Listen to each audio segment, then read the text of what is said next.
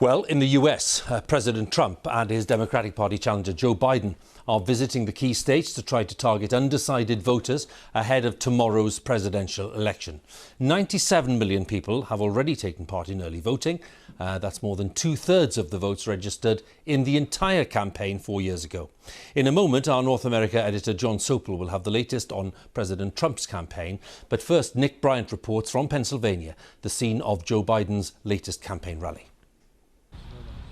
The Biden campaign has tried to make the road to the White House as safe a journey as possible, holding drive-in rallies where mask wearing is compulsory. Whether or not you observe the COVID protocols has become a marker of your politics.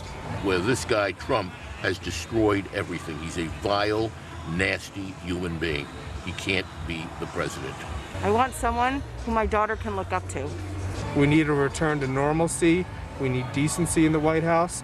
And we need somebody who knows how to get things done.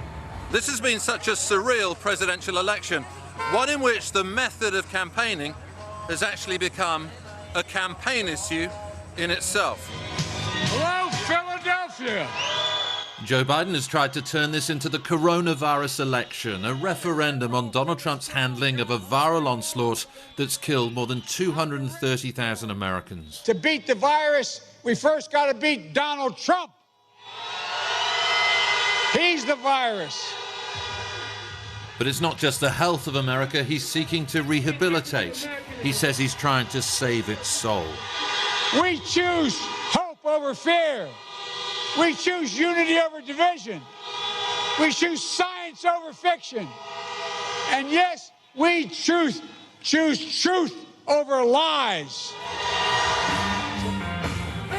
Biden events are nowhere near as crowded as the rallies for Donald Trump, but that's precisely the point. Joe Biden is the candidate of a very different America.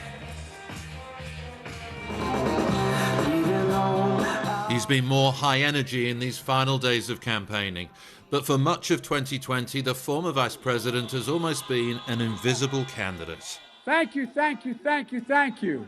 Many Americans are yearning for a presidency they could have on in the background.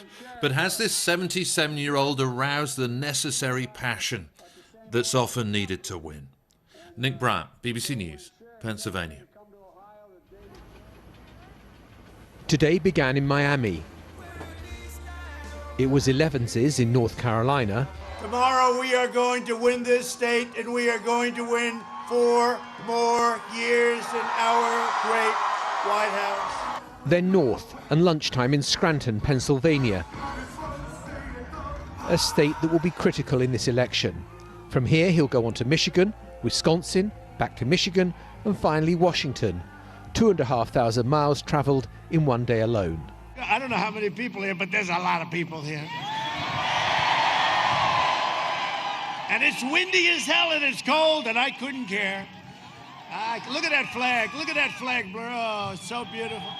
If this election was solely about energy and the size of your audience and the creation of a new breed of dog, the Labradonald, the president would have it wrapped up. His supporters think it is. Is he going to win? You bet. Yeah? Yes, 4 more years. Yes, 4 more years. It's going to happen, man. It's just too many people out all over the United States. It's crazy. And I'm from New York, dude. I drove 3 hours in the cold. There is cold-eyed calculation from the Trump campaign in holding these rallies. Yes, it might lead to an uptick in coronavirus cases. There's no social distancing, few people are wearing masks. But if it encourages thousands more to go out to vote, supporters and their friends, then it's worth it. This is Donald Trump's bet. This is his gamble. And last night the president seemed to imply he was ready to fire Dr. Anthony Fauci, America's trusted and respected infectious disease expert. It's COVID. We'd like to talk about COVID, and then next year.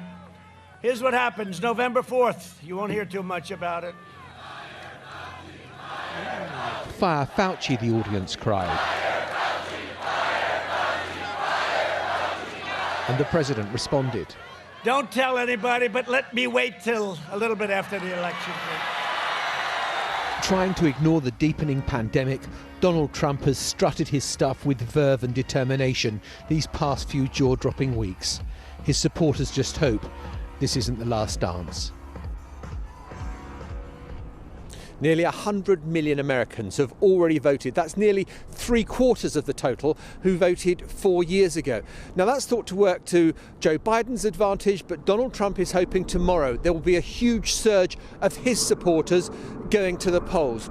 Here in Pennsylvania, it's going to be several days before we get the result, and that is going to lead to tensions and unease in this country, already bitterly divided. And a lot of office workers are being told to stay at home for the next 2 days for fear of civil unrest. Celebration of democracy, the voting may be, but there's a lot of concern in America too. Hugh. John, we'll talk again tomorrow. Thank you very much. John Sopel there for us, our North America editor in Pennsylvania.